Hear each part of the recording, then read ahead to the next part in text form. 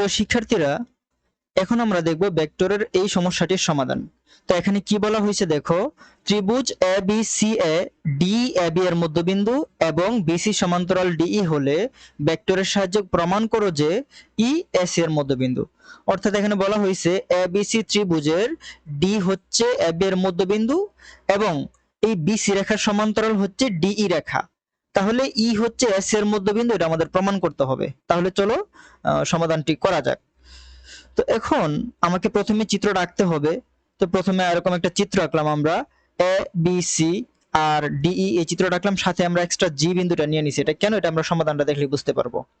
তাহলে প্রথমে আমরা আমাদের প্রশ্নের কথাগুলি লিখে নিলাম যে ত্রিভুজ A B C A D A B এর মধ্যবিন্দু এবং ডিই সমান্তরাল বিসি ভেক্টরের সাহায্যে প্রমাণ করতে হবে যে ই এস এর মধ্যবিন্দু। ওকে, এবার আমরা যদি প্রমাণটা শুরু করি, তাহলে এখানে আমরা জানি ভেক্টরের প্রমাণের ক্ষেত্রে আমাদের প্রান্তীয় বিন্দুগুলোর অবস্থান ভেক্টর ধরে নিতে হয়। তাহলে এটা যেহেতু ত্রিভুজ, এর প্রান্তীয় বিন্দুগুলো হচ্ছে কি এ বি সি। তো এই তিনটা বিন্দুর আমরা অবস্থান ভেক্টর ধরে নিলাম। যে মনে করি কোন ভেক্টর মূল বিন্দুর সাপেক্ষে, আর অবস্থান ভেক্টরগুলো অবশ্যই মূল বিন্দুর সাপেক্ষে হতে হয়।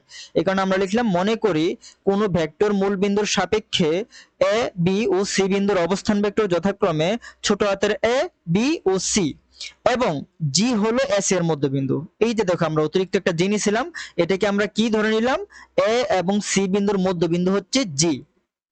অর্থাৎ আমাদের প্রমাণ করতে হবে ই এস এর মধ্যবিন্দু, কিন্তু এটা তো আর মধ্যবিন্দু না, এটা আমাদের প্রমাণ করতে হবে। আর এটা প্রমাণ করার জন্য আমরা একটা নতুন একটা বিন্দু নিয়ে নিছি জি, যাকে আমরা মনে করলাম বা ধরে নিলাম এ সি এর মধ্যবিন্দু। ওকে, তাহলে এবার অবস্থান ভেক্টর আমরা এ বি সি দিয়ে দিলাম। তো এবার ডিটা কি, ডি হচ্ছে এ ও বি এর মধ্যবিন্দু।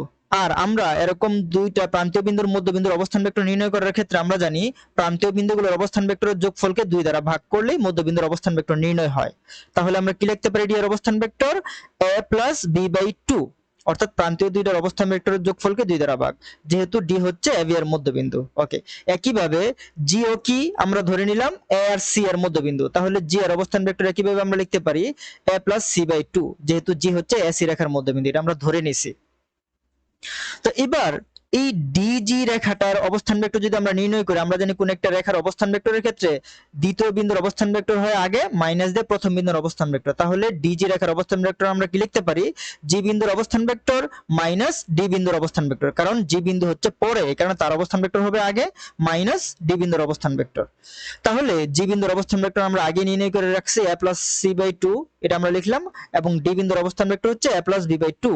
এবার এটাকে যদি আমরা ক্যালকুলেশন করি আমরা এরকম পাবো, এই 1/2 কে আমরা হাফ আকারে কমন নিলে a plus C minus a plus B, তারপর আমরা ব্র্যাকেট উঠালে এরকম করে a আর প্লাসের a আর মাইনাসের a কাটাকাটি করে আমরা কি পাবো, সি মাইনাস বি। এবার এই অবস্থান ভেক্টরকে যদি আমরা রৈখিক ভেক্টরে রূপান্তর করি, সি মাইনাস বি মানে কি জানি আমরা, বিসি, যা আমরা পূর্বের ভেক্টরগুলোতে দেখে আসছি কিভাবে এটা সি মাইনাস বি থেকে বিসি হইলো।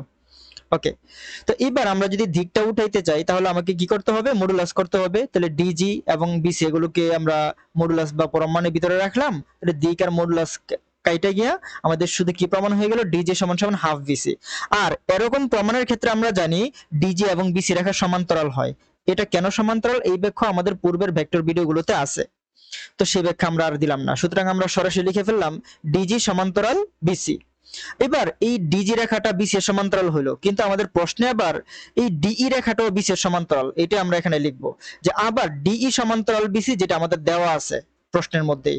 তাহলে এখানে আমরা কি পাইলাম, এই যে বিসি রেখা আছে, এই যে বিসি রেখা, এই রেখার সমান্তরাল আমরা প্রমাণ করলাম ডিজি, এবং এই রেখার সমান্তরাল ডিই তারা প্রশ্নে বলে দিছে। তাহলে কি পাইলাম আমরা, বিসি রেখার সমান্তরাল ডিজিও আবার ডিইও।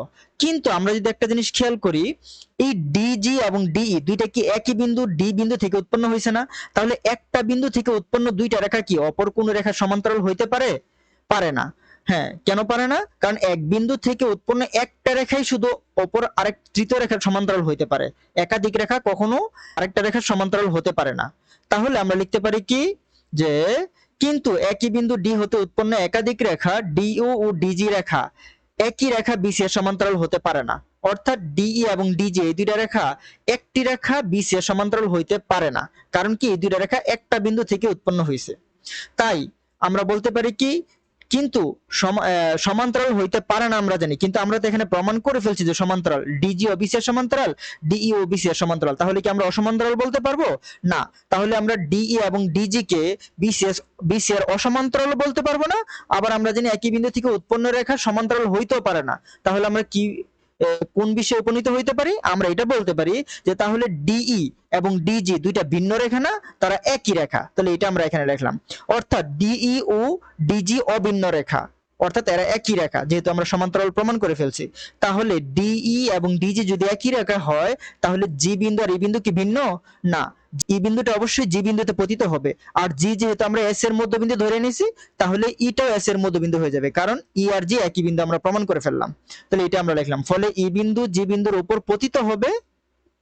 সুতরাং যেহেতু জি এস এর মধ্যবিন্দু, সেহেতু ই ও এস এর মধ্যবিন্দু হবে। আর ই এস এর মধ্যবিন্দু আমাদের প্রমাণ করতে বলছে, যা আমরা প্রমাণ করে ফেললাম।